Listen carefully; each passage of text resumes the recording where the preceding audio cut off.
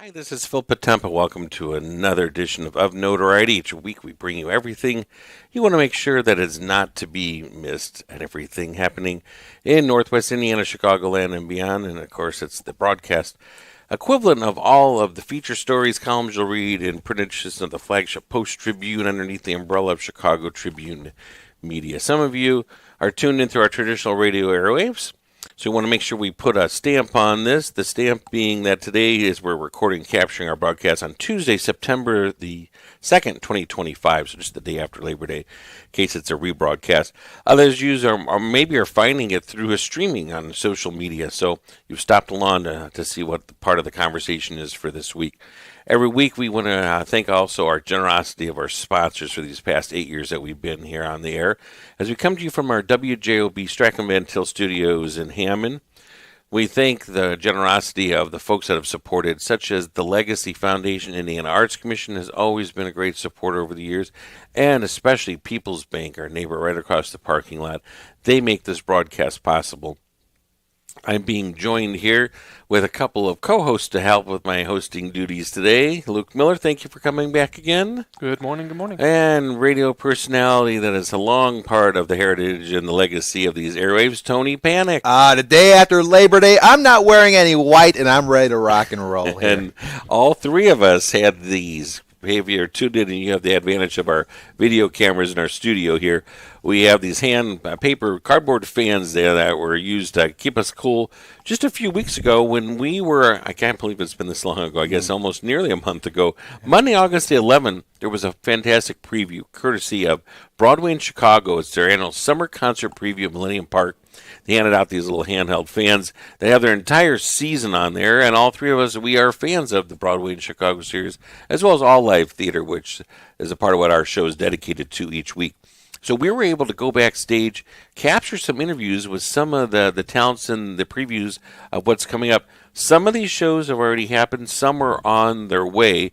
So there's enough for each of us to introduce. So I'm going to have Luke first read the first panel across your fan there of that lineup of shows. Yep. Starting with? Yep, so we started off with Parade. That has come and gone. This parade has passed us, right? Mm-hmm. Did you see it, though, Luke? Yep, sure did. And? It was there. It was terrific.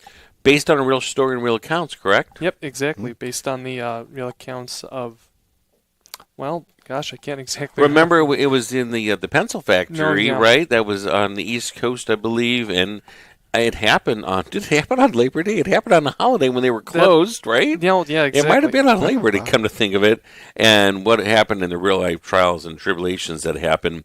And I believe this it was down in the South, so this is where. It was not. I'm sorry. I was mistaken. They had family roots, I think, of Brooklyn, but they were in the South. The main couple that are their story as it unfolds. After that, this was here just for a brief time. I did not make it to this, but what was next? Easier to remember this one, MJ the Musical. That's right, exactly. Our own Michael Jackson, claim to fame from just down the road here in Gary. Just had a birthday. Just had a birthday. It's right, August birthday. And this we are going to hear a bit about. What's the next one there? One of the most famous musicals and movies of all time, The Sound of Music. And we're going to hear a little bit about this next one as well. Hell's Kitchen. Okay, so we're going to find out a little bit of there. Before we go on to our next panel, let's go ahead and have you introduce that first interview. Yep, so Luke. we're going to start off with The Sound of Music and Jill Christine, who stars in it. All right, take it away to our producer. On the music. Hi, Phil Potempa of Notoriety, the column you read the Chicago Tribune Media, as well as our weekly radio show, WJOB, here on a little off location, welcoming our summer at the Pritzker Pavilion, Millennium Park. That special guest we have with us. We have Christine. Christine, you might know. Jill Christine. My apologies. That's right. That's okay. That's right. Jill Christine Wiley. Yep. We might know Maria from Sound of Music from a tour at an association that was 3 years, correct? Yes, 2019 was the last time Sound of Music made its stop here. Cadillac Palace, right? Yes, we brought the hills of Austria to Oh, the Windy City, right? the Windy City. Well, you're back tonight because you're going to give a little taste for the wonderful Broadway in Chicago Millennium Park series that previews the entire season of fantastic shows. You're kind of an ambassador because the rest of the cast, you've been there, you've done it, so you know the songs. they're busy in rehearsal right now, correct? They are. They're in New York City getting ready to launch the show. They'll begin technical rehearsals in a few weeks or in early September. So it's a busy, busy time right now. I know a fun thing you told me off camera was that you even spent some time overseas Asia part of the tour? I did, yeah. Southeast Asia, they had a global tour as well. So Sound of Music, it resonates around the world right away. They know the story, they know the characters. It is most definitely a universal story with very important subject matter and a beautiful message. And it is a show for the young and the young at heart. That's what you always love to say. Broadway in Chicago brings in different productions that are really something for everybody. But if you're looking for that first family show, this is one that's so beloved, and you were phenomenal. I was there and in the audience applauding and ovation. So to have you back is so wonderful. I know you want to rest up before tonight, but we'll be looking for more of this on the music. It's part of the schedule. Broadway in Chicago, do your homework and know that there's going to be plenty of smiles taking bows throughout this evening. Thank you for joining us. Lovely to chat with you. Sound of Music, of course, it's a beloved classic. It's whether it's the iconic movie or the musical that's been staged here for a number of our different venues, including our own Home Away from Home. I don't know if you realize this. Now, if you saw the Wall of Fame at some point, you would have saw that Theater at the Center did the Sound of Music. That is a big cast. That's a lot. How many kids alone are in that show? Kids and nun habits. And nuns, right? yeah. There is a lot going on with the Sound of Music. So we go from a retro favorite, Luke, to one that is brand new. So tell us a little bit the last one on your panel there. Yeah, so this is Hell's Kitchen. This is based on the upbringing of Alicia Keys, and it features a lot of Alicia Keys' hit songs. And the lead actress in this one is making her Broadway debut, and that is Maya Drake. Very young, right? Mm-hmm. Yeah, I think she's about 15 or 16. All right, take it away. Let's see what she has to say. Hi, this is Phil Potempa, host for Of Notoriety, the newspaper columnist with Chicago Tribune Media, also WJOV Radio as well. Each week we bring everything we want to mark on the calendar, all the events that are coming up. And today we're on location. It is truly summer, JP Pritzker Pavilion outside Chicago, Windy City downtown. And we're with some very, very notable talent. It's going to chit-chat and tell us about the latest and greatest with Broadway in Chicago's up-and-coming season. Marquees that are familiar with you and some names that are brand new. Hottest titles, and they're all coming to us this season. Welcome, Maya Drake. She is one of the titles that will be here. She's with Hell's Kitchen, and I put on this apron that has nothing to do with cooking or kitchens. Give us a fun little thumbnail description of Hell's Kitchen. Yeah, so Hell's Kitchen is a show that is set in Hell's Kitchen in New York in the 90s, and it follows the story of Allie, a 17-year-old girl who is trying to find her purpose in life, find herself, and the show celebrates the community that lifts her up, and it has incredible choreography. It's such a bright and energetic show, and there really is something in the show for every audience member. And you're being humbled now. Includes somewhat the musical narrative, compliments of the wonderful music of Alicia Keys. with some of it being biographical, that's sewn and woven into the story, which is so phenomenal. At age 17, you're such a young talent to be a part of the process, and you've been really involved in part of the show for how long now, would you say? My audition process started about 5 months ago, and so since then I've just been, gotten to have some performance opportunities over the last couple of days to sort of celebrate and promote the show. So. We're so fortunate. Our audiences in Broadway and Chicago, all the fans are going to get a tease and taste of it on stage tonight, and they're going to hear just a sample of what the show and the performance will be like. Have you spent much time in the Windy City here in Chicago for fun or for business? I recently got here just a couple days ago, but since then I've been having a really great time. I got the opportunity to sing at the VIP Billiken Breakfast, and as well as participate in the parade. And just the other day I got to sing at a church, so it was a great honor. But so far I'm loving it and very excited to be here and cannot wait to come back for when the show comes. You're here at the perfect time of year, and we're so pleased that you're a part of it. It's time for you to do your homework. Broadway in Chicago, for all the tickets as they go on sale and as announcements come with the latest and the greatest. Maya, the next time we will see you, we'll be cheering for you from the audience. Thank you so much. Thank you for having me. And thank you for tuning in. Hey. And after you can see, it was a warm day there Yeah, in August hot. when we were there. Hot August And we day. needed these paper fans. From that contrast, we go to a winter favorite musical that is welcoming the holidays. I could see our own Tony Panic as the title star of this. Who needs Will Ferrell? What is the next Right? row? It's the Christmas classic, Elf, right there. You know what? It's amazing. That movie blew up basically over the past decade, I feel like, and everybody loves it. But maybe I could audition. Maybe if You you're could still do holding it. auditions. There. And just for a couple of fun Easter eggs, if you're watching that movie and you're going to pause it, look for some notables, including there is the head elf that's a little grumpy, played by the one and only late great Bob Newhart, Bob right? Newhart, yeah. And then there's a supervisor elf from one of our local claim to fame Christmas classics. He starred in it when he was a young boy. Yeah. What's his name? Peter Billingsley, right? Yeah, he's got, I think, a red elf cap. He's just got a quick little spot in there. Ed Asner is in there too, right? And Ed Asner, I think, is our Santa in there, who also has appeared at Theater at the Center, the late, great Ed Asner. The next one for that, Tony, people might want to duck if they're in those prime seats in downtown Chicago. What's up next? It's, of course, another classic of Broadway, The Phantom of the Opera.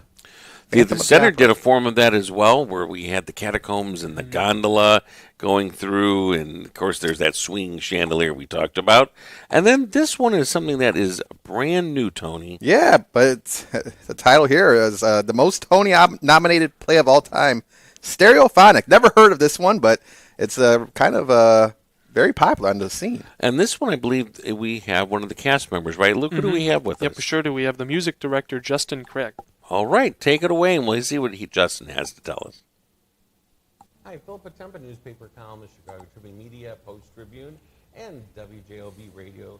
Back for another installment of Notoriety. Each week bringing everything you want to make sure you mark on the calendar on locations in the middle of summer, in the middle of J.B. Pritzker Pavilion, and we are visiting with some of the talent. It's given a preview for Broadway in Chicago, what's to come, which is an exciting brand new season. All of the titles you're going to see on the marquee that will be here in the Windy City. We'll be doing some on-site interviews just to give a bit of a tease. Justin Craig is up next, and in Stereophonic, right? I can say that in Stereophonic. Perfect. Yeah. You are somebody that, I tell you, a young talent whose reputation precedes you, but I'm reading about what you've done with this show. So, first of all, for the audience, the quick little synopsis thumbnail. The show's about a band in the 1970s making an album in a recording studio. The audience is sort of a fly on the wall, watching the process happen. And it's not a musical, but is it a play with music, or no, it's primarily play? It's a play with lots of music. Lots of music. So I want to describe it perfectly. You think musical, but the description was very clear that it mentioned play, and I'm thinking play with music really is kind of what the inspiration is. You've been involved with it long enough during the New York run, where there were some accolades and some awards and nods your way, correct? You're rather humble, but go ahead and share with us. Yeah, so I've been involved with the show, helping develop it for like 10 years. We did the off-Broadway version. It was a big success. We moved to Broadway. 13 nominations for Tony Awards, 5 wins. It was just kind of crazy that it all went that well. Yeah. But I'm very proud of how it went down in New York City. Yeah. Well, and a lot of it has to do with the youth and the creativity that you embody yourself, and audiences are going to be so excited. A lot of the season we have some familiar titles and some that are brand new as well. So it's a perfect blend just for fun during the time, either off Broadway or on Broadway. You might have experienced it, or you heard hearsay from somebody. You'll never guess who's in the audience tonight. Or backstage in the green room, I rubbed elbows with somebody. Is there some notoriety names we can drop just for fun? Somebody you crossed paths with during that 13-year, in that span that you heard the cast talk about? I'll tell you one that was one of my favorite nights of my life. This just happened in London. We opened in London back in June, and Nigel Godrich came to the show. Oh. And I don't know if you know who he is, but he's a very, very famous record producer. Yes. And the show's about, the producers making a record, and he came to the show, and he loved it, and he wanted to hear all about it, and we got to hang out, and that was my favorite, celebrity That is audience. And it's great to have you also in Chicago. Have you spent much time here in the Windy City in the past, either for fun or for business? I was here performing in Hedwig and the Angry Inch. I love that. In 2017. I think we were here for 3 weeks. I remember that. Yeah, it was pre-pandemic, and that was a show where I didn't know what I was walking in. I loved it. I was on my feet with ovations. I adore that show. I do adore that too. whole crew. But yeah, we had a blast. I really loved being in Chicago. Broadway in Chicago always brings the best of the best, and we're so fortunate to have them based right here in downtown, and to have you, even if it's just for one night. Thank you so much, Thanks Justin. so much. Thanks. We'll see you around the corner, and we'll Great to see meet you soon as well. All right, and the final offering on our middle row, Tony, Yeah, is required reading when you were in junior high. The Outsiders, the best musical, Tony Award winner. so that one is not one that's ever crossed paths with us here in downtown Chicago. So talked about a couple of familiar old titles, a couple that are brand new. I'm gonna do the final ranking here on our roster, starting with The Great Gatsby. And I had some vintage barware out in the car, some champagne glasses that would have fit just fine on this desk to kind of give us our theme. Great Gatsby will be here. That's not played here before. Brand new. One that is very familiar that has not been back for a while, but I can remember being at the very first time they tested it out here, way back when Mel Brooks was here, and I believe he brought his wife Anne Bancroft with as well, the famous actress. This is Monty Python's Spamalot. Have you seen it? Have Never. you seen the musical? Never. Either of you? You know what? I No? can't say I have. No, honestly. Yeah. It is so clever and so funny, and got to keep name dropping here. Yeah. One that was done at Theater at the Center. Really. They Theater Wow. at the Center played a lot did of these that, things. and it's just so funny. There was a giant can of Spam that was somewhere lurking around there, and even if there's not, there is the Holy Grail, which is the giant goblet chalice, still in our prop room there. So we have to pull it out from time to And time. it stands the test of time, right? When did that first come out? Decades, right? Yeah, that was way back in maybe 2000. I'm going to say 2003, 2004. I'm going to bet when it was tested out before. Really? Okay. Pre-Broadway. Yeah. I know it was. I'm sure it was after. 'Cause I remember seeing commercials. I think when I was a kid wanna say. for on TV. All right. Well, you know what? Luke is good at fact checking. We have one more interview we were able to squeeze in when we were backstage at the J. Pritzker Pavilion, Millennium Park, just about a month ago on Monday, August the 11th. Water for Elephants was a feature film. That's the one I believe we said Robert Patterson, Yeah, right, in yeah. it, and it has now come to us as a musical. And I believe Luke captured one of the cast members. We sure did, and we captured Zachary Keller. All right, let's see what we got from Zachary. Meanwhile, Luke is going to find out when Spamalot first pre-tested out before it went to the Great White Way in New York. Hi, Phil Potempa, newspaper columnist for Chicago Tribune Media, and also the host of Notoriety. Just like the newspaper column, the weekly arts radio show on WJOB. We are on location in a beautiful downtown Chicago, and it's truly summer at the J.P. Pritzker Pavilion. And when it means summer, Broadway in Chicago has the wonderful tradition here in Millennium Park, giving a tease of what the next season holds on stage before that curtain goes up. We have with us Zachary Keller. He's going to talk to us a little bit about Water for Elephants. Tonight we'll get a tease for the audiences. You're going to be up front and center, and you'll be doing enough of a taste to tease us to get those audience packed in. Give us how long you've been with your timeline with this particular show. Yeah, so I was actually fortunate enough to see the show when it was on Broadway. I actually have a friend who's a part of the costuming, and so I saw it, and I think a few months later I actually got a call to audition for the Broadway replacement, and I remember working on it in a coffee shop. Someone came up to me and they were like, I don't know what you're working on, but it's going to turn out for you. And it didn't turn out that time, but a year later, here we are. And That now, was like a premonition, huh? Yeah, Wow, yeah. that is so exciting. Now, you're amongst friends here, so give us the honest, truthful answer. You were familiar with the material because I'd seen the movie, I'd seen part of the movie. Nope, Yeah. I'd never seen the movie. Yeah, I had actually, I knew the story, I'd heard of it. I'd never seen or read the book, I'd never seen the movie. So as I've been working on it, it's really fascinating to read the book, watch the movie, and, seeing the musical, understanding the differences. In the musical, they got to pack a punch.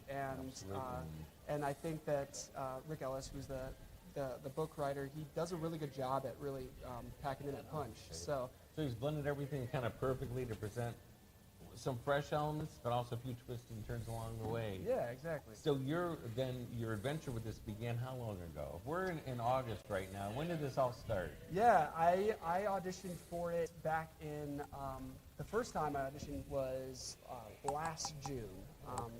June of 2024 or something like that. So yeah, and That's then, a quick timeline.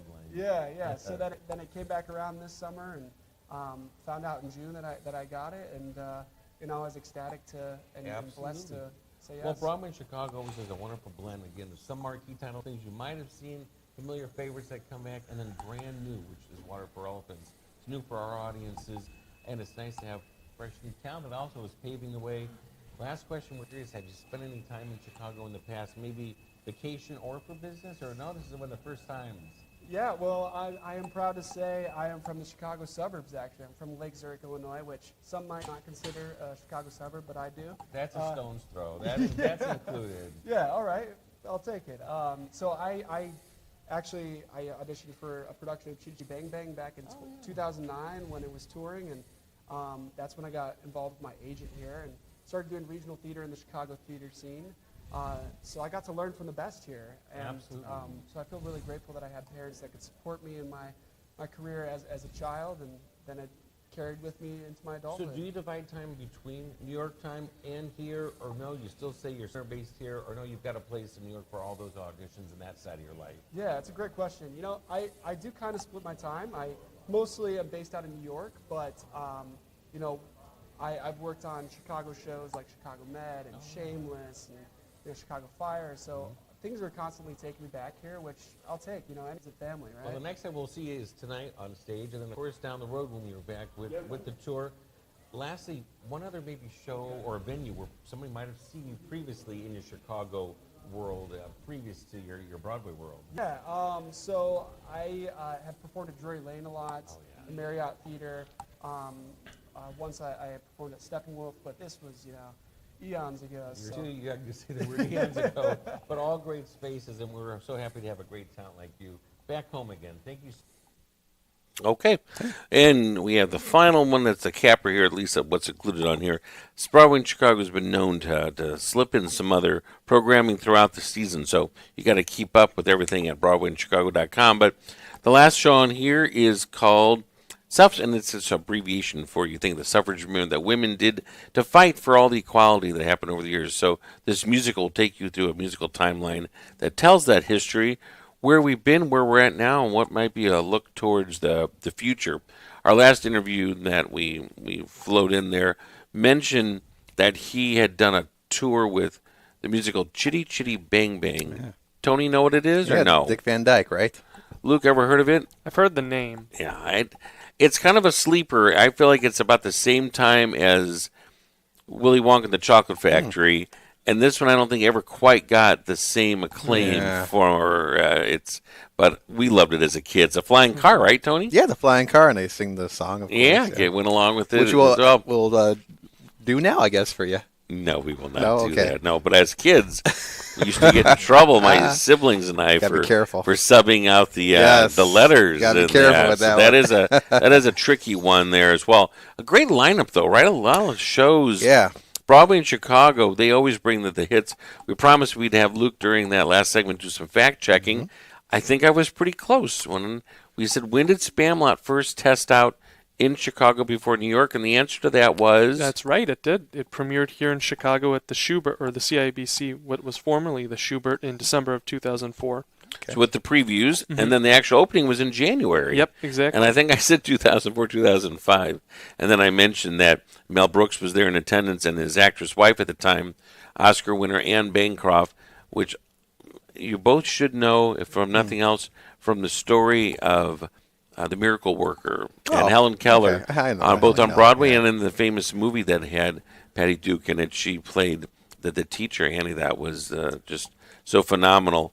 That cast of Spamalot, too, when we were revisiting, and I had forgotten, was an all-star cast with David Hyde Pierce from Frasier. Remember he played the Niles? Okay, yeah. And then the one that has all the voices from The Simpsons. Frank, who was it? He's got curly dark hair, and he was in The Birdcage. Hank Azaria. Hank Azaria. Hank. And there's another one in there, too. Isn't there another notable? Well, get this. As King Arthur, Tim Curry starred. That's right. Wow. Tim Curry of Notoriety. Yeah, absolutely. What a all-star cast here before it went on to New York. That's what you get with Broadway in Chicago. I wouldn't say it if I didn't mean it. And I thought about, 2005. That's 20 years I've been writing about it and sitting in those seats. But I knew I've been going far before that because I did before 9/11. When September 11th happened, I was supposed to go to the opening night of the Full Monty, and it got closed, of course, with everything that happened with the World Trade Center. So going on close to 30 years, we've had Broadway in Chicago bringing these wonderful Broadway tours and also launching what will go on to New York. So our audience is here in Northwest Indiana, Chicagoland, having the opportunity to see things first before it makes its way. We want to do that roster of theaters that are on our fan as our cheat sheet. The first one's right in the middle by the wooden stick there at the top with all the letters. Used to be the Schubert. What is it now, Luke? It's the CIBC Theater. And then next, Tony? The Nederlander Theater, Nederlander, James which M. Nederlander Theater. used to be what, Tony? Oh, Remember? Jarn. Like rugs? Oh, We the don't- Oriental Theater. Oriental yes. Theater, yes, exactly. Right along Randolph Street. I'll do the next one, the Cadillac Palace. And then a smaller one that's been transformative right there at Water Tower, Luke, is... The Broadway Playhouse. All of them always bring in fantastic programming. Do your homework. Check out BroadwayInChicago.com to find out all of the latest titles, the run dates. Get your tickets. There's never a bad seat at any of those theater spaces. And wouldn't you agree, all of them are just opulent on the inside. Yeah, I mean, It's so amazing. stepping back in time in those theaters. Lots of gold gilding and chandeliers. And a great selection of shows. I mean, something for everybody on this flyer sure. here. It is. And with that, we're going to bid our viewers and our listeners a farewell. Thank you for joining us for our Broadway in Chicago preview of all the great things that are going to be happening, taking us through fall 2025 into 2026. And I bet there'll be some added surprises along the way. Always follow everything at BroadwayInChicago.com for the latest and greatest. I'm your host, Phil Potempa of Notoriety. Happily joined this morning by Luke Miller and Tony Panic helping out. And a shout out to our producer, right, Luke? Yep. Adriana. Thank you Adriana. so much. There she is. One of these times she's threatened that she's going to join us for these opening nights, and we're going to hold you to it, all right? Do your homework and do your pick. What's your favorite out of all these so yeah. I was far? gonna say when you guys go, actually when it comes to Chicago for that, I think it's 2 weeks. The Outsiders. I'll talk with you guys on that. All one. right, Wow. that's Talk with fair you guys enough. on that fair one. So I enough. will be Such a going to great see book. that Yeah. one. You know who's always after me all the time? That doggone Rob Aguirre. Mm-hmm. He knows things that are going to come before I even know. He's like, I think the Lion King is coming. I'm like, Yeah. it's not even on my fan here. I was going to What? say a lot of those are classic musicals. I know everybody's super excited for, especially Outsiders, Great Gatsby, and of course, classic Phantom of the Opera. Oh, those are all the biggies. Yeah. Thank you, and thank you so much for joining us. We hope that you enjoy wherever the rest of your path takes you, be it morning, afternoon, or evening. We'll join you again next week.